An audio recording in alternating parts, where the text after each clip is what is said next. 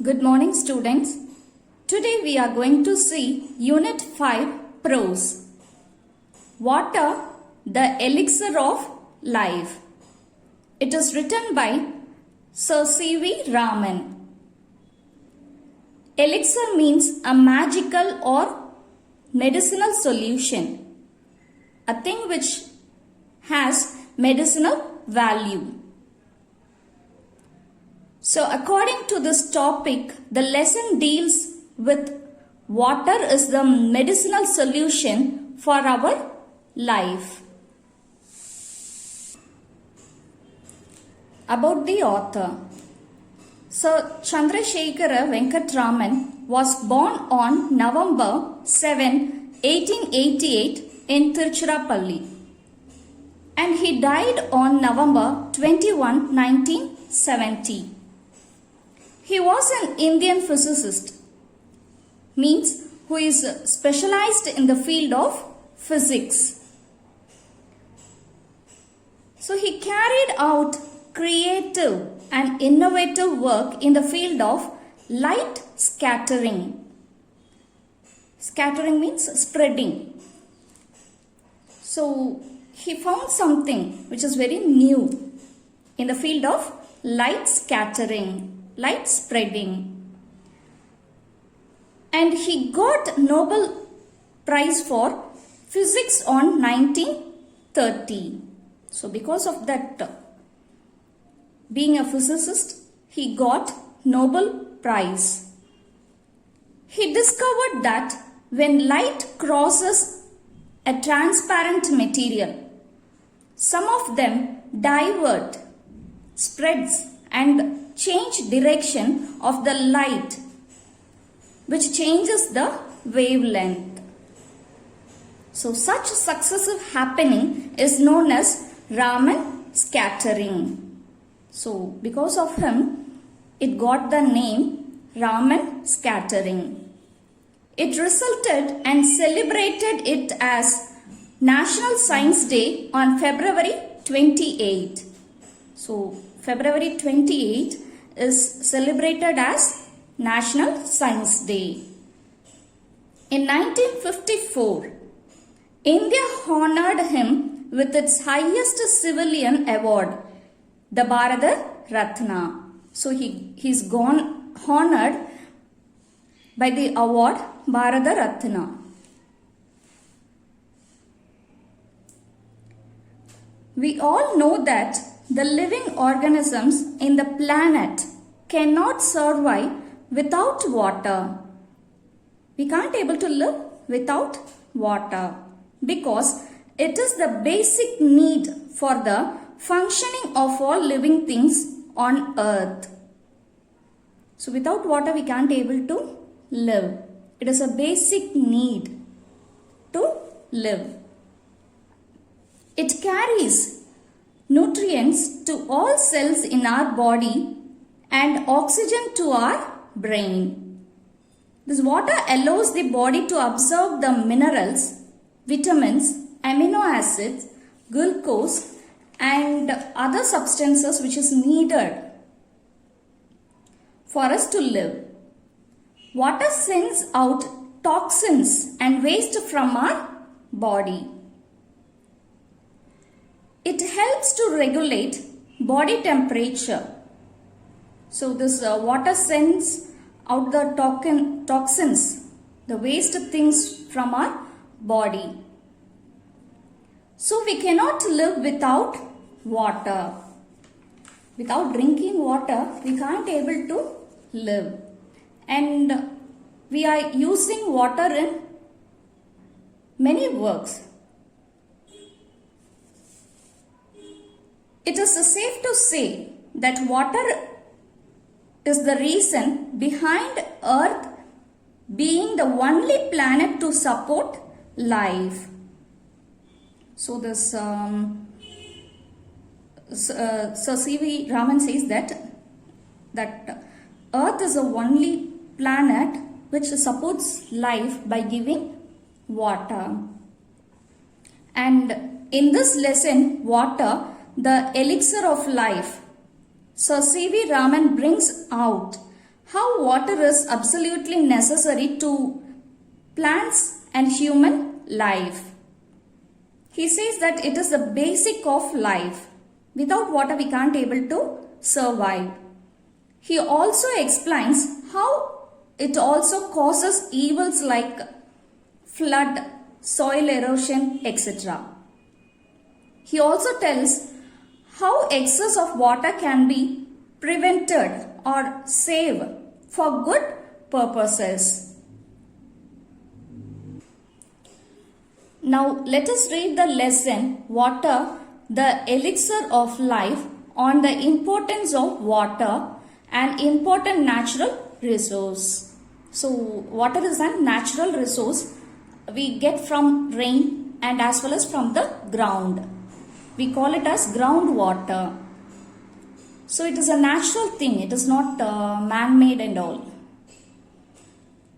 Water is very important natural resource which is required for every activity. For each and every activity we use water. Okay, in our daily life. For a long time, man is in search of imaginary elixir of life. That may be a magical or medicinal thing for life.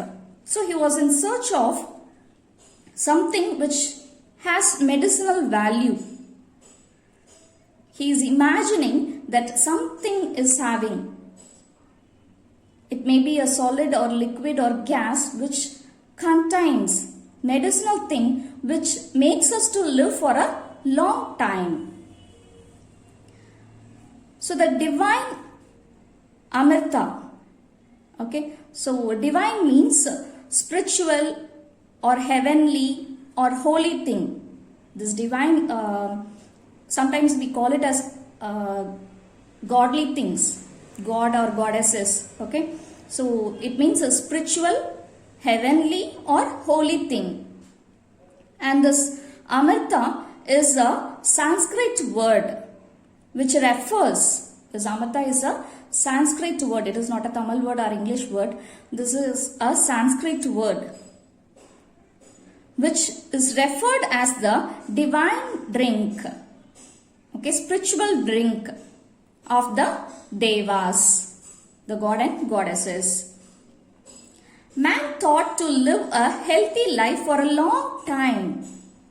So he searched for heavenly, medicinal and magical drink which provides the ability to live forever. So still man is in search of such a medicinal drink. But not in use. He could not find it. Still now he is not able to find. And this divine Amrita is a imaginary elixir. It is imagined by the human being. Okay, that there is a divine thing. There is a divine Amrita which makes us to live for a long.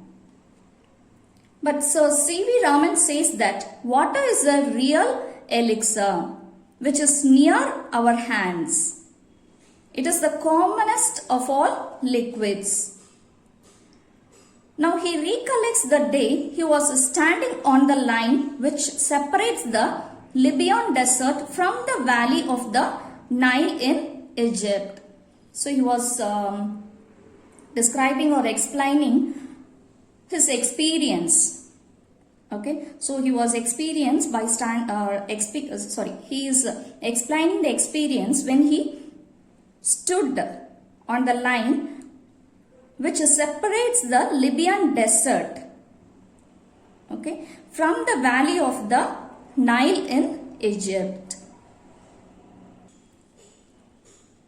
On one side he was able to see the rising waves of the sea and the sand without any living thing on it. Okay, so in the depth of the sea, the living things are there. But when we saw it as sea waves, we can't able to see that one. So on the other side, it is full of greatest most fertile and thickly populated areas. Okay, so we can able to see the greenish lands filled with trees, plants and agricultural areas. Okay, the soil is very fertile and thickly populated areas. The earth is full of life and vegetation. The water from river Nile made the place fertile. So, which made the place, the area, the sand fertile is of river Nile. And this geologist is a person who studies the earth, who studies about the earth, soil, mud, everything. Okay, so such a geologist says that fertile soil of the Nile Valley is the creation of the river itself. So no one made it. It is not a man-made thing. Only the nature did everything. So this river Nile brings down the finest silt. Silt means fine sand or soil or mud which is left behind when the water was flowing. So when the water moves, it used to take whatever comes along with it. It may be stone, sometimes tiny particles, dust particles. So like that it also used to carries the sand. And whenever it is left behind in some places, it is known as silt, which is very fertile.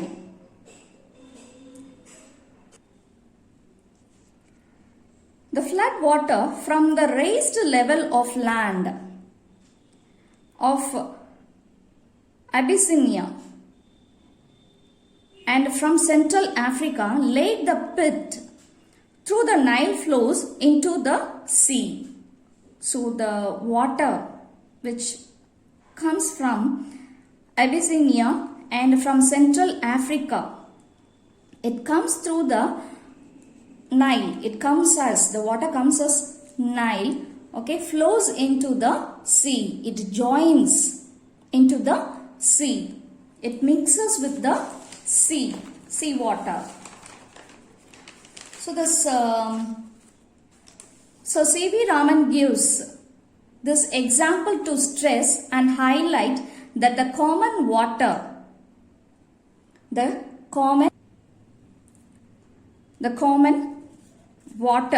which we take for granted, which is given by the nature in our everyday life, okay, is the most wonderful thing on the face of our earth.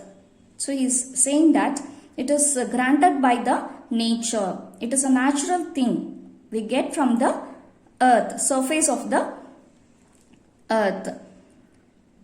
It was played an important role in shaping the course of the earth's history and continues playing the important role in the drama of life. So he says that life is a drama. So this water plays an important role in shaping the course of the earth's history, and still it is continuing its important role in our life. And water adds so much beauty to the countryside. So he is admiring the beauty. Okay, he is saying that water adds a beauty to the countryside.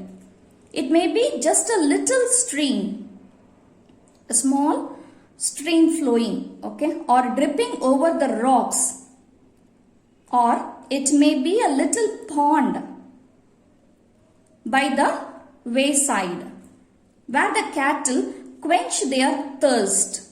So whenever it needs water, it used to drink water from that pond or stream.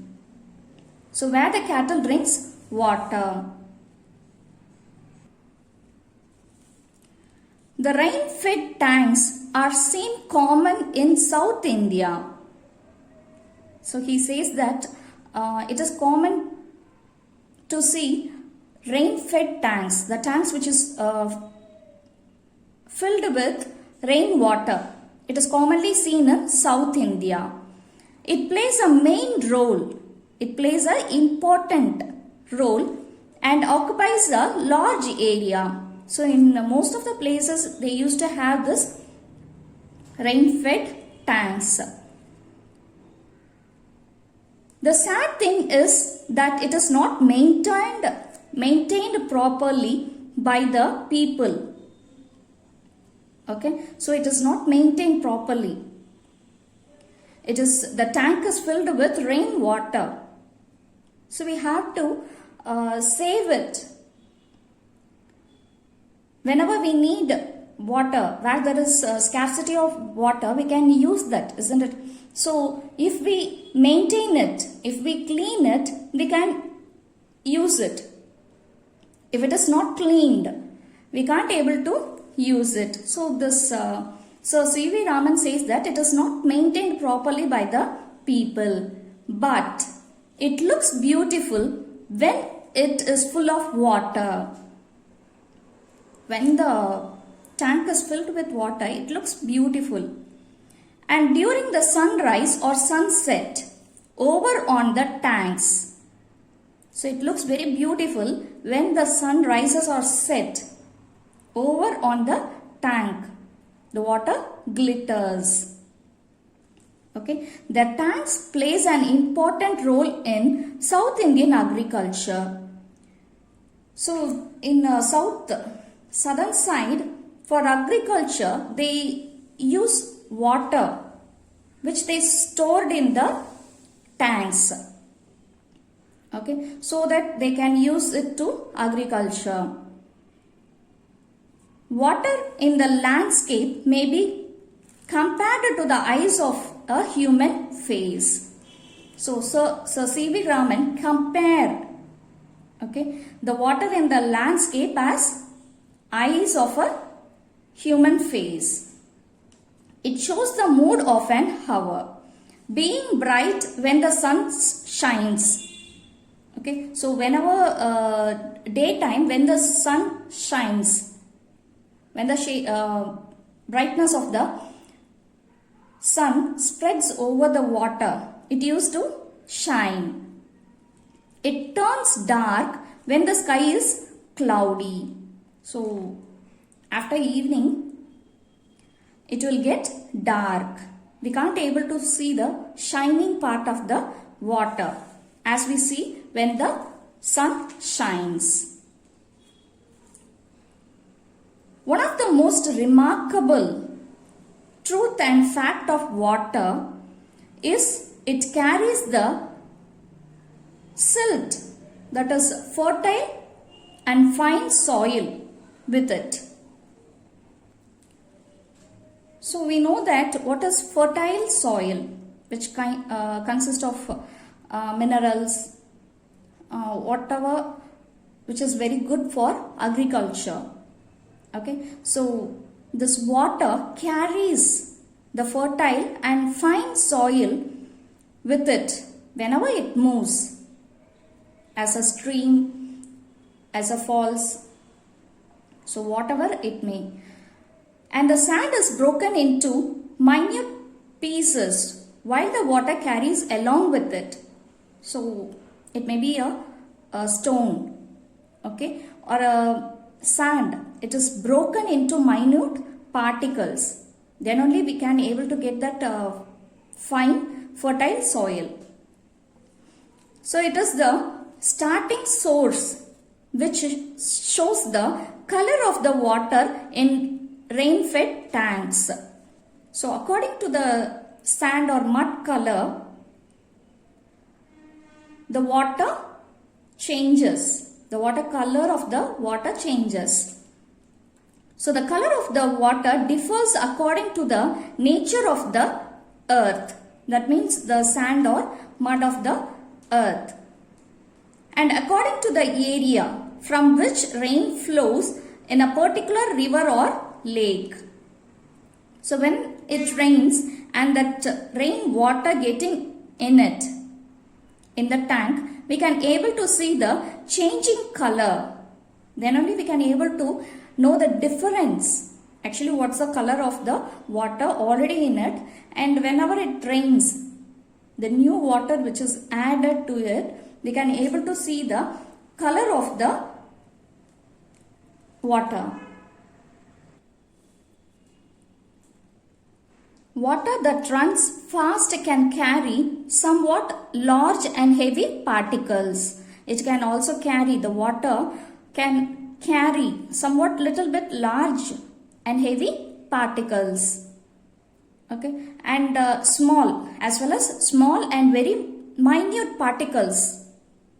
If it is very lightweight, it remains floating within the water and carried to the great distances. If it is a large or heavy particles, it can't able to carry it away for a long distance. But when it is a very small or minute particle, okay, when it is weightless, the water can able to carry it to a great distances whenever it flows. We can't believe that solid substances are moved to another place by water. So, water has a capacity when it moves, when the current is the flow of the water. Okay, when the flow of the water is little bit forced, it can able to carry some particles along with it. It may be a small piece of stone, or else a large piece of stone, mud, soil, everything. The water carries sand and fine fertile soil and mixes with the salt water of the sea. So when it flows as a river, it mixes to the sea, isn't it? So whenever it moves, it carries the sand and fertile soil, fine fertile soil, and mixes with the salt water. Quickly, so when it mixes, quickly the substance which the water carries settles at the bottom of the sea water. Okay, so when it mixes with the sea water, the particles automatically settles in the bottom. That can be easily seen when one travels down a great river to the deep sea by a steamship. So we can't able to see standing in the sea, okay, on the land side. Okay, when we travel from the river side to the deep sea by a steamship, we can able to notice the change when the river water mixes with the sea water. It may be the color of the sea water changes little bit when it mixes. So when the person who travels, okay, from the river to the sea, can see the color of the water changes flowing one after another from the muddy red, okay, the color of the water because of the sand, okay, muddy red or brown, the mud through different shades of yellow and green finally to the blue of the deep sea. So it changes the muddy the muddy red or brown color, okay, of the mud. When it mixes, it changes the shade into yellow and green. The red and brown color changes as yellow and green when it mixes with the sea water, and finally it is changed into blue of the deep sea. So we know that the color of the deep sea is blue in color. So finally it gets its original color within minutes.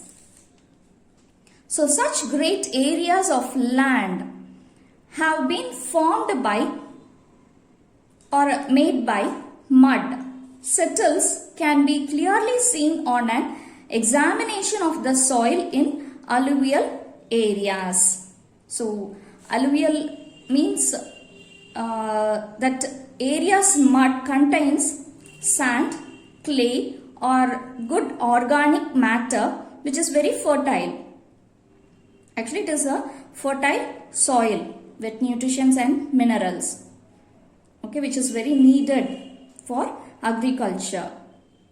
Okay, so alluvial areas means the area which is filled with alluvial soil which contains good fertile soil, so which is very good for agriculture. The land which contains such mixed of soil is usually very fertile. Okay, so it has its important role. Okay, students, let us continue the lesson in our next class as part 2. Thank you.